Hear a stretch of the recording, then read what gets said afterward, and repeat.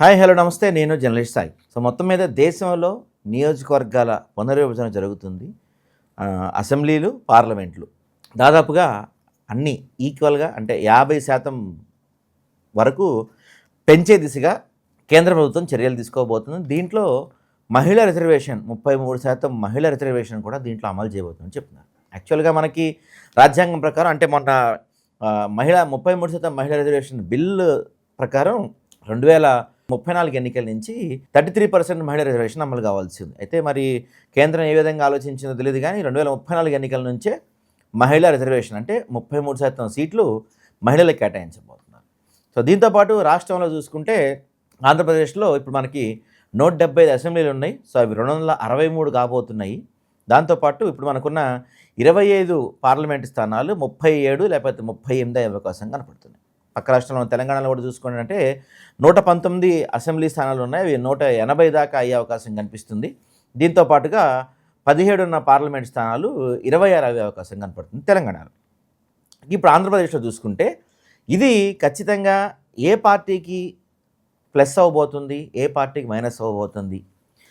ఇది జగన్మోహన్ రెడ్డి కంటే వైఎస్ఆర్సీపీకి ప్లస్ అయ్యే అవకాశాలు మనకి చాలా మెరుగ్గా కనపడుతుంది. ఎందుకంటే గతంలో చూసుకుంటే అంటే ఇప్పుడు ఈ నియోజకవర్గాల పునర్విభజన కూడా ఎట్లా జరిగిద్దంటే ఆ నియోజకవర్గాల జనాభాని బట్టి ఒక్కో నియోజకవర్గాన్ని 2 మరీ ఎక్కువ ఉన్న చోట కొన్ని 3గా విభజించే అవకాశం కూడా కనపడుతుంది. ఒక జనాభా ప్రాతిపదికన తీసుకుంటారు. అంటే ఒక నియోజకవర్గానికి 1,50,000 లోపు ఉండాలో లేకపోతే 1,00,000 లోపు 2,00,000 అట్లా ఒక నెంబర్ పెట్టుకొని దాని ప్రకారం విభజన చేస్తూ ఉంటారు అనమాట. సో కొన్ని మేజర్ నియోజకవర్గాలు పోవచ్చు, కొన్ని చోట్ల బలమైన ఓట్ బ్యాంక్ ఉన్న నియోజకవర్గాలు 2-3గా విభజన జరగచ్చు. ఇవన్నీ కూడా అధికార పార్టీకి కొంత కలిసి వచ్చే అవకాశం ఉంటుంది. ఎందుకంటే మొత్తం ఈ ప్రాసెస్ మొత్తం సహేతుకంగా పద్ధతి ప్రకారం ప్రాపర్గా జరిగితే మాత్రం వైఎస్ఆర్సీపీకి చాలా ప్లస్ అవుతుంది. ఎందుకంటే వైఎస్ఆర్సీపీకి ప్రతి నియోజకవర్గంలో కూడా ఇర్రెస్పెక్టివ్ ఆఫ్ కులాలు మతాలు ప్రతి నియోజకవర్గంలో విపరీతమైన ఫ్యాన్ ఫాలోయింగ్, విపరీతమైన అభిమానులు, కార్యకర్తలు వైఎస్ఆర్సీపీకి ఉన్నారు. ఒకవేళ కూటమి ప్రభుత్వం ఏదన్నా కుట్రపూరితంగా ఆలోచించి నియోజకవర్గాల్ని శాస్త్రీయంగా కాకుండా అశాస్త్రీయంగా అడ్డదిడ్డంగా విభజించే అవకాశాలు కూడా లేకపోలేదు. ఎందుకంటే గతంలోనే చూసాం, అధికారంలో లేనప్పుడే ఈవీఎంఎల్ని మేనేజ్ చేయడంలో కావచ్చు, మిగతా రకరకాల విషయాలన్నింటిలో కూడా సిద్ధహస్తులు కూటమి ప్రభుత్వం సంబంధించిన వాళ్ళు. కాబట్టి ఇప్పుడు అధికారంలో ఉన్నారు. నియోజకవర్గాల పునర్విభజన సంబంధించింది అధికార పార్టీ చేతిలో ఉంటుంది. కాబట్టి మరి ఇది ఏ విధంగా జరిగిద్దని చూడాలి. సరే, ఒకవేళ ఇప్పుడు దీంతో పాటుగా అసెంబ్లీ స్థానాలు పెరుగుతాయి. అసెంబ్లీ స్థానాలతో పాటు మండలి స్థానాలు కూడా పెరుగుతాయి. ఎమ్మెల్సీలు పెరుగుతారు, రాజ్యసభ సభ్యులు పెరుగుతారు. ఇప్పుడు మనకి 175 కాబట్టి 26 మంది మంత్రులు ఉన్నారు. అంటే 15% పెంచకూడదు అనమాట. ఇప్పుడు మనకి 263 మంది ఎమ్మెల్యేలు ఉంటే మంత్రివర్గం కూడా దాదాపుగా 39 దాకా మంత్రివర్గం కూడా పెరిగే అవకాశం ఉంటుంది. అంటే అందరికీ అవకాశం కల్పించే అవకాశం ఉంటుంది. ఎమ్మెల్యేలు కూడా 263 నియోజకవర్గాల్లో అంటే ఎప్పటి నుంచో పార్టీ కోసం కష్టపడుతున్న వాళ్ళు, పార్టీలో ఉన్న చాలామందికి అవకాశం కల్పించే అవకాశం వైఎస్ఆర్సీపీకి ఉంటుంది. మరి ఇదే కూటమిలో చూసుకుంటే ఇప్పుడు ఈ 263ని 3 పార్టీలకి పంచాలి. ఒక పక్కన టీడీపీలో ఎప్పటి నుంచో ఉంటున్న వాళ్ళు, ఈ ఎలక్షన్స్లో పోటీ చేద్దాం అనుకుంటున్న వాళ్ళు వాళ్ళ గొడవ పడతారు. ఇప్పుడిప్పుడే జనసేనకి టీడీపీకి కొంచెం గొడవలు అవుతూ ఉన్నాయి.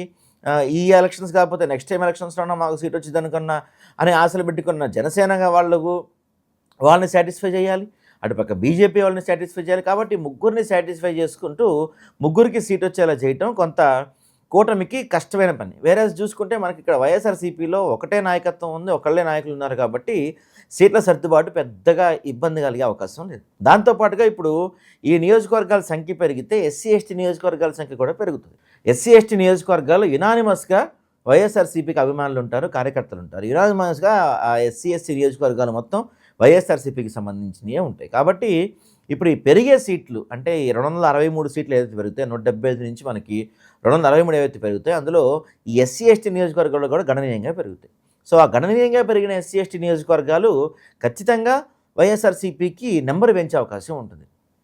దాంతోపాటు ఇప్పుడు జగన్మోహన్ రెడ్డి గారు చేయబోయే పాదయాత్ర కూడా ఈ 263 నియోజకవర్గాలు కవర్ అయ్యేలాగా పాదయాత్ర ప్లాన్ చేస్తారు. కాబట్టి ఇప్పటి నుంచే మొత్తం వాళ్ళల్లో జోష్ నింపేలాగా కార్యక్రమాలు చేపడుతున్నారు. అంతేకాకుండా మొత్తం ఈ 263 మందికి సంబంధించిన నియోజకవర్గాలకు ఇన్ఛార్జీలు నియమించడం ద్వారా, ఇన్ఛార్జీలను అలాట్ చేయడం ద్వారా వాళ్ళకి ఇప్పటి నుంచే గ్రౌండ్ లెవెల్ ప్రిపేర్ చేసుకోవచ్చు. దాంతోపాటు ఓట్ల తీసివేత కావచ్చు, ఓట్లకు కలిపే అంశం కావచ్చు, ఏదైనా సరే ప్రతి చిన్న అంశాన్ని మానిటర్ చేయండి. ప్రతి చిన్న అంశాన్ని సెంట్రల్ ఆఫీస్ వరకు తీసుకురండి. ఎక్కడ నియోజకవర్గంలో ఏం జరుగుతున్నా చీమ చుట్టుకుపోయినా నాకు తెలియాలి అని చెప్పి జగన్మోహన్ రెడ్డి గారు పార్టీ నాయకులను ఆదేశించినట్టుగా తెలుస్తుంది.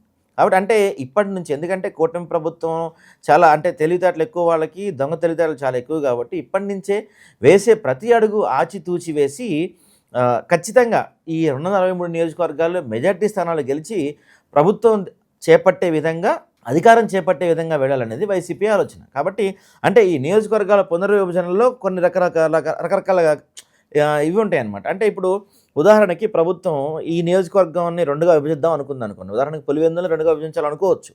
సో అట్లాంటివి చాలా జిమ్మిక్కులు చేసే అవకాశం ఉంటుంది కాబట్టి ఇప్పుడే ఎటువంటి డెసిషన్‌కి రాకుండా ప్రతి అవకాశాన్ని, ప్రతి విషయాన్ని సద్వినియోగపరుచుకుంటూ ప్రజల్లోకి వెళ్తూ ప్రజల్లో నిలబడితే నియోజకవర్గాల పునర్విభజన ఎలా జరిగినా, సహేతుకంగా జరిగినా, శాస్త్రీయంగా జరిగినా జరగకపోయినా దాదాపు మెజార్టీ స్థానాలు మనం కైవసం చేసుకుని అధికారంలో తీసుకొచ్చే విధంగా ఇప్పటి నుంచే వైఎస్ఆర్‌సీపీ శ్రేణులను జగన్మోహన్ రెడ్డి గారు సమాయత్తం చేస్తున్నారు.